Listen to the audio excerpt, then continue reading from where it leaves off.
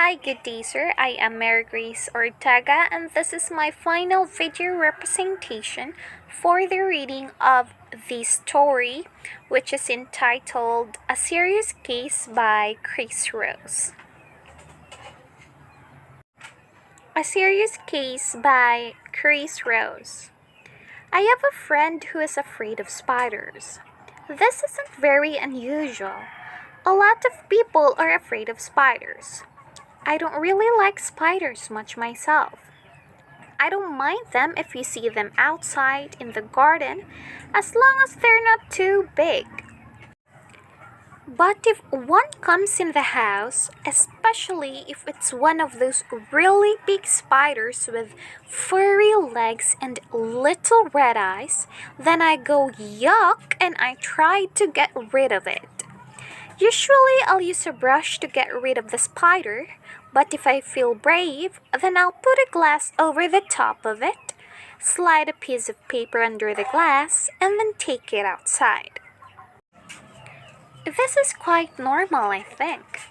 But my friend isn't just afraid of spiders in any normal way. She isn't just afraid of spiders. She is totally, completely, and utterly terrified of them. When my friend sees a spider, she doesn't just go or run away or ask someone else to get rid of the horrible, creepy crawly. No, she screams as loud as she possibly can. She screams so loud that her neighbors worry about her and think about calling the police. When she sees a spider, she shivers all over, and sometimes she freezes completely. She can't move at all because she is so terrified. Sometimes she even faints. But my friend had a surprise for me when we met for coffee last week. Guess what? She asked me. What? I said. I've got a new pet. Great, I said. What is it? A dog? A cat? No. A budgie? No. A rabbit? No. What then? I've got a pet spider. I don't believe you. It's true. I decided it was time I did something about my phobia, so I went to visit a doctor, a special doctor, a psychiatrist. This psychiatrist specialized in phobias, helping people who had irrational fears to get better and live normally. He told me I suffered from arachnophobia. It's an irrational fear of spiders, he said. About 1 in 50 people suffer from a severe form of arachnophobia. It's not very uncommon. Thanks, said my friend, but that doesn't help me much. There are lots of different ways we can try to cure your phobia, said the psychiatrist. First, there is traditional analysis. What does that mean? Asked my friend. This means lots of talking.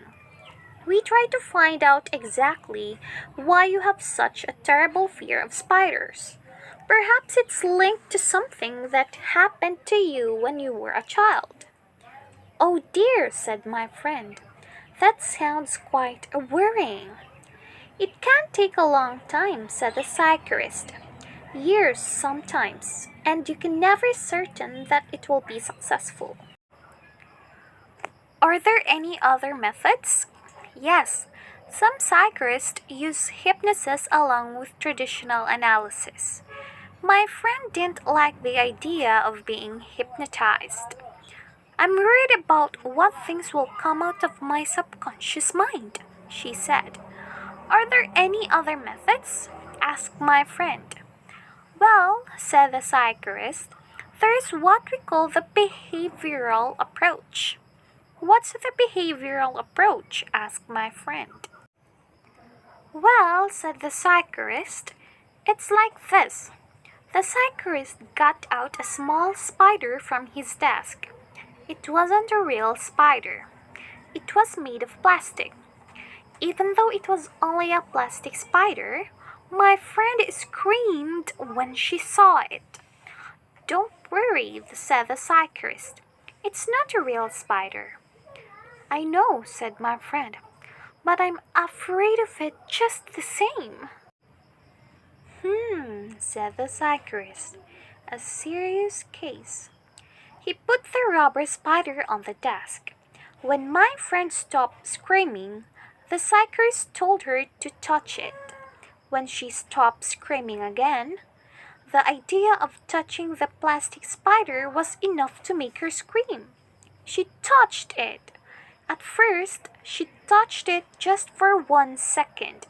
She shivered all over, but at least she managed to touch it. Okay, said the cyclist.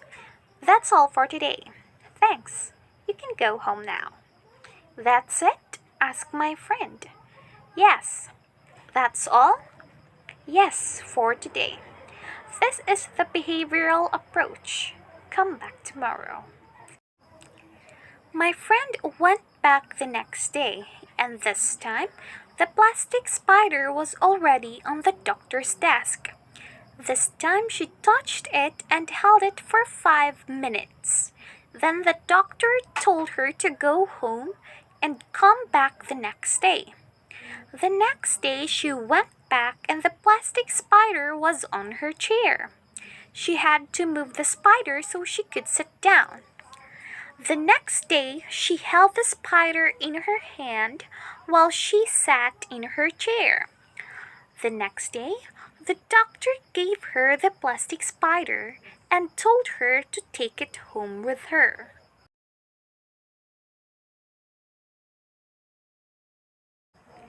Where do spiders appear in your house? Asked the cyclist.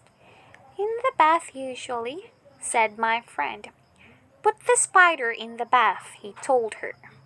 My friend was terrified of the spider in the bath, but she managed not to scream when she saw it there.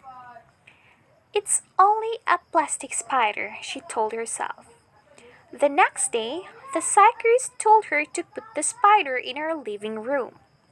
My friend put it on top of the television. At first, she thought the spider was watching her, and she felt afraid. Then she told herself that it was only a plastic spider. The next day, the cyclist told her to put the spider in her bed. No way, she said. Absolutely not. Why not? Asked the cyclist. It's a spider, replied my friend. No, it's not, said the cyclist. It's a plastic spider. It's not the real one. My friend realized that her doctor was right. She put the plastic spider in her bed and she slept there all night with it in her bed. She only felt a little bit afraid. The next day, she went back to the cyclist. This time, she had a shock, a big shock. Sitting in the middle of the doctor's desk, there was a spider. And this time, it was a real spider. My friend was about to scream and run away, but she didn't. She sat on the other side of the room, as far away as possible from the spider for about 5 minutes, then she got up and left the room. See you tomorrow, shouted the cyclist to her as she left. The next day, she went back and this time, the cyclist let the spider run around on his desk.